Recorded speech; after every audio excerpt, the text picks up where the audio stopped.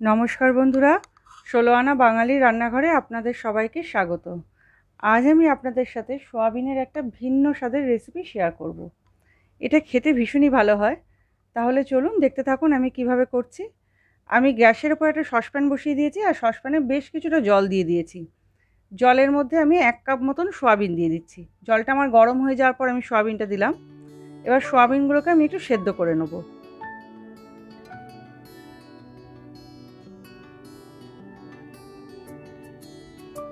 সোয়াবিনটা আমার সেদ্ধ হয়ে গেছে, আমি গ্যাসের ফ্লেমটাকে অফ করে দিয়েছি। এবার সোয়াবিনটাকে নামিয়ে ঠান্ডা করে ভালো করে আমি জল দিয়ে এটাকে ধুয়ে নেব। আমি গরম জলটাকে ফেলে দিলাম, দিয়ে এবার এটাকে জল দিয়ে আমি ভালো করে ধুয়ে নিচ্ছি। দেখুন সোয়াবিনটা খুব সফট হয়েছে একদম।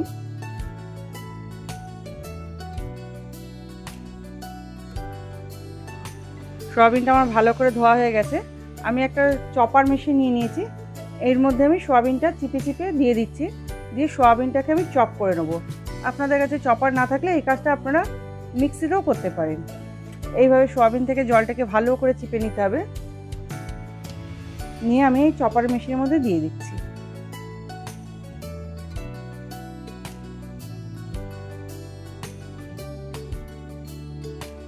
আমি সমস্ত সোয়াবিন এই চপারে নিয়ে নিয়েছি। এবার এটাকে আমি হালকা করে চপ করে নেব, একদম মিহি পেস্ট করব না, হালকা করে চপ করব।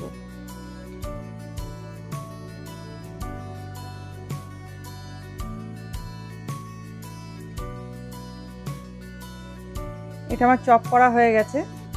দেখুন একদম মিহি করিনি, আপনারা যখন মিক্সিতে করবেন এই রকমভাবেই করবেন। এবার এটাকে আমি একটা বাটিতে ঢেলে নেব।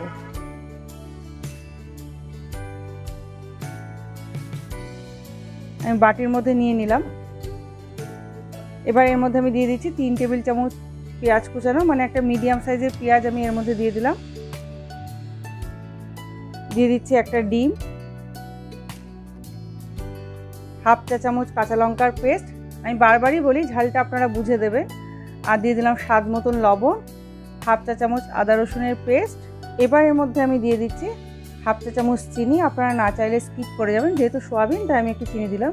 দিয়ে দিলাম 1/3 টিস্পুন গরম মশলার গুঁড়ো, সামান্য একটু হলুদ আর 3 টেবিল চামচ মতো ময়দা। আপনারা যদি ময়দাটা না দিতে চান বেসনও ইউজ করতে পারেন। এবার এটাকে আমি ভালো করে মেখে নিচ্ছি।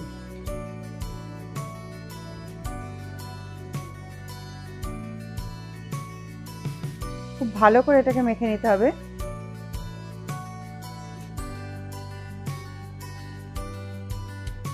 দেখুন মাখাটা এখনও ঠিক ভালো হয়নি, তাই আমি আরও 1 টেবিল চামচ মতন এখানে ময়দা দিয়ে দিলাম, কারণ মাখাটা যদি ভালো না হয় বাইন্ডিংটা ভালো হবে না। এবার আমার মাখাটা ভালো হয়ে গেছে, দেখুন একদম আঠা আঠা মতন হয়ে গেছে। আমার এটা মাখা হয়ে গেছে। এবার এটাকে আমি একটা থালার মধ্যে ঢেলে নেব। আমি একটা থালা নিয়ে নিয়েছি, থালার মধ্যে আমি দিয়ে দিচ্ছি সামান্য একটু সর্ষের তেল। এই সর্ষের তেলটা আমি থালার চারপাশে মাখিয়ে নিচ্ছি ভালো করে।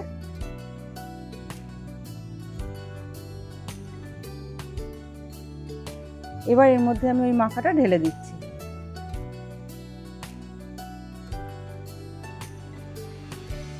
হাত দিয়ে দিয়ে একটু চারদিকে ভালো করে এটাকে চেপে চেপে আমি সেট করে নিচ্ছি।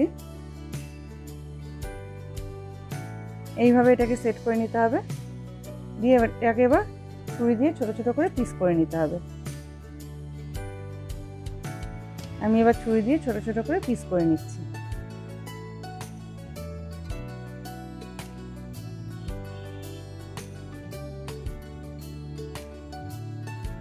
আর ছুরি দিয়ে যখন পিস করবেন এইভাবে একটুখানি লাইনগুলোকে একটু ফাঁকা ফাঁকা করে দেবেন, যেন একটার সাথে একটা লেগে না থাকে।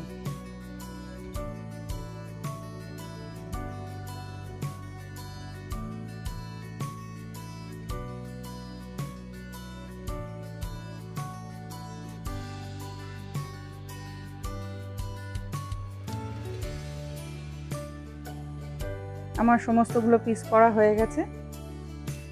এবার এটাকে আমি আধা ঘন্টা রেস্টে রেখে দেবো, যাতে এটা ভালোভাবে সেট হয়ে যায়। ফ্রিজের মধ্যে আমি এটাকে আধা ঘন্টা রেখে দিচ্ছি।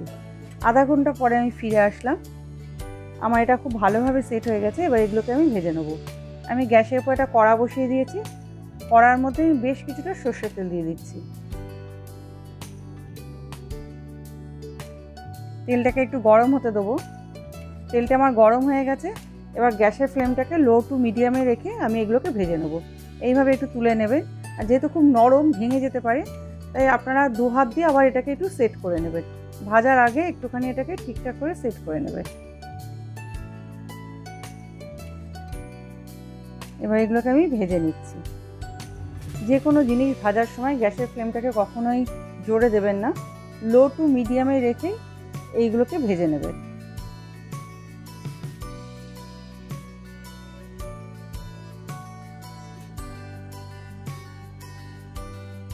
একদিক ভাজা হয়ে গেলে খুব সাবধানে আস্তে করে আমি উল্টে দিচ্ছি।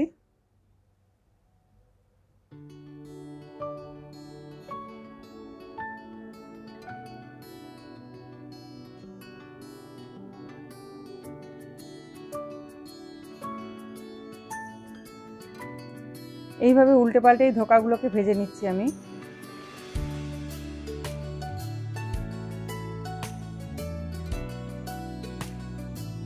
আমার এগুলো ভাজা হয়ে গেছে। এবার এগুলোকে আমি তুলে নেব। এইভাবে আমি বাদবাকি সয়াবিন ধোকাগুলোকে ভেজে নিচ্ছি। আর গ্যাসের ফ্লেমটাকে কিন্তু লো টু মিডিয়ামে রেখে এই কাজটা করবেন। আমার সমস্ত ধোকা ভাজা হয়ে গেছে। আমি সমস্ত ধোকাগুলোকে এবার প্লেটে তুলে নিচ্ছি।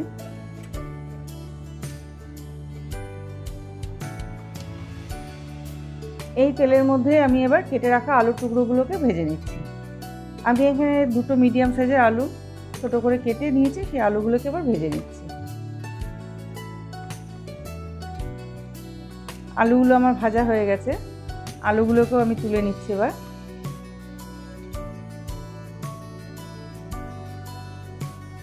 এবার ওই তেলে দিয়ে দিলাম হাফ চা চামচ গোটা জিরে ফোড়ন আর একটা তেজপাতা। এই জিরে আর তেজপাতাটা প্রথমে আমি ভালো করে ভেজে নিচ্ছি। জিরে আর তেজপাতাটা ভাজা হয়ে গেলে এর মধ্যে আমি দিয়ে দিচ্ছি একটা মিডিয়াম সাইজের পেঁয়াজ কুচানো। পেঁয়াজটাকে প্রথমে আমি একটু লাল করে ভেজে নেব।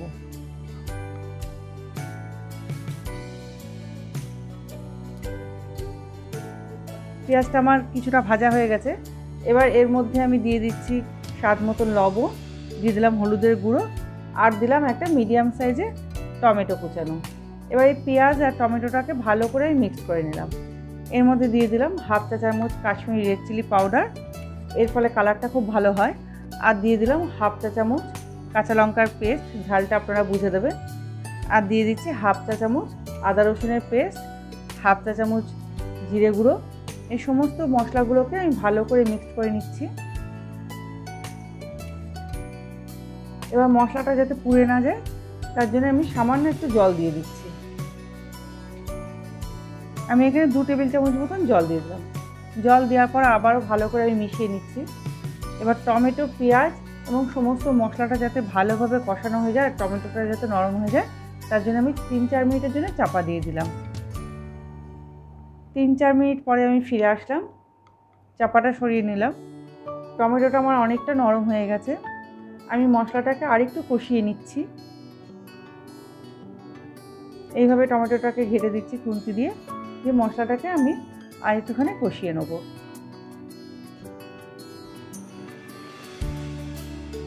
মশলাটা আমার খুব ভালো করে কষানো হয়ে গেছে আর মশলা থেকে তেলও ছেড়ে দিয়েছে।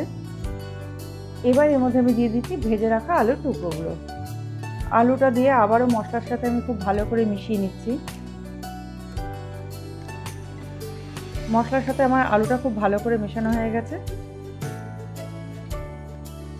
এবার এর মধ্যে আমি দিয়ে দিচ্ছি জল। আমি এখানে 2 বাটি জল দিয়ে দিচ্ছি। যেহেতু সোয়াবিনের ধোকা, সোয়াবিনের মধ্যে যেহেতু ঝোলটা টানবে, তাই আমি একটু বেশি পরিমাণে এর মধ্যে জল দিয়ে দিলাম। আমি যেহেতু ঝোল ঝোল রাখবো তাই জলটা একটু বেশি দিয়েছি। আপনারা যদি ঝোল রাখতে না চান তাহলে জলের পরিমাণটা একটু কম দিয়ে দেবেন। এবার আলুটা যাতে সেদ্ধ হয়ে যায় তার জন্য আমি 4-5 মিনিটের জন্য চাপা দিয়ে দিলাম। 4-5 মিনিট পর আমি ফিরে আসলাম। আমার ঝোলটা ফুটে গেছে আর আলুটাও অনেকটা সেদ্ধ হয়ে গেছে। এবার এর মধ্যে আমি দিয়ে দিলাম ভেজে রাখা ধোকাগুলো।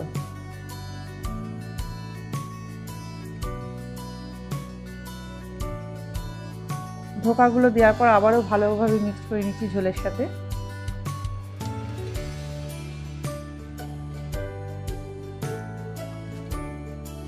ঢোকার মধ্যে যাতে ঝোল এবং মশলা সমস্ত ঢোকে, তার জন্য আমি আবারও গ্যাসের ফ্লেমটাকে লো টু মিডিয়ামে রেখে 3-4 মিনিটের জন্য চাপা দিয়ে দিলাম। 3-4 মিনিট পরে আমি ফিরে আসলাম। আমি একটু ভালো করে এটা নেড়ে নিলাম। আমার সমস্ত কিছু হয়ে গেছে। আর এই যে তেজপাতাগুলো আছে এগুলোকে আমি তুলে এবার ফেলে দিচ্ছি। এবার এর মধ্যে আমি দিয়ে দিচ্ছি 1/3 টিস্পুন গরম মশলার গুঁড়ো আর হাফ চা চামচ ঘি দিয়ে খুব ভালো করে আমি মিশিয়ে নিচ্ছি। ঘি আর গরম মশলাটা দেওয়ার পর আমি গ্যাসের ফ্লেমটাকে এবার অফ করে দেবো। আমি অফ করে দিয়ে এটাকে এবার 2-3 মিনিটের জন্য চাপা দিয়ে দিলাম, যাতে ঘি এবং গরম মশলার গন্ধটা ভালোভাবে ঝোলের সাথে মিশে যায়। 3-4 মিনিট পর আমি আবার ফিরে আসলাম, ঢাকাটা খুলে নিলাম। আমার এই সয়াবিন ধোকার রেসিপিটা তৈরি হয়ে গেছে। আমি এবার এটাকে বাটিতে তুলে নিচ্ছি। এই রেসিপিটা কিন্তু রুটি বা ভাতের সাথে খেতেও ভীষণ ভালো লাগে। যারা মাছ মাংস পছন্দ করেন না তারা অবশ্যই একবার এই রেসিপিটাকে ট্রাই করে দেখতে পারেন। আশা করি আপনাদের সকলেরই ভালো লাগবে। আর ভালো লাগলে অবশ্যই আমাকে কিন্তু কমেন্ট করে জানাবেন। তাহলে আজকের মতন এই পর্যন্ত। নেক্সট ভিডিও নিয়ে আমি আবার ফিরে আসছি। তাহলে বন্ধুরা, আমার আজকের রেসিপিটা যদি আপনাদের ভালো লেগে থাকে তাহলে আমার এই ছোট্ট চ্যানেলটাকে সাবস্ক্রাইব করে দেবেন, পাশের বেল আইকনটা টিপে দেবেন, যাতে আমি নতুন কোনো ভিডিও ছাড়লে তার নোটিফিকেশন আপনারা পেয়ে যান। লাইক করবেন, কমেন্ট করবেন আর প্রচুর প্রচুর শেয়ার করবেন। তাহলে আজকের মতন এই পর্যন্ত। নেক্সট ভিডিও নিয়ে আমি আবার ফিরে আসছি।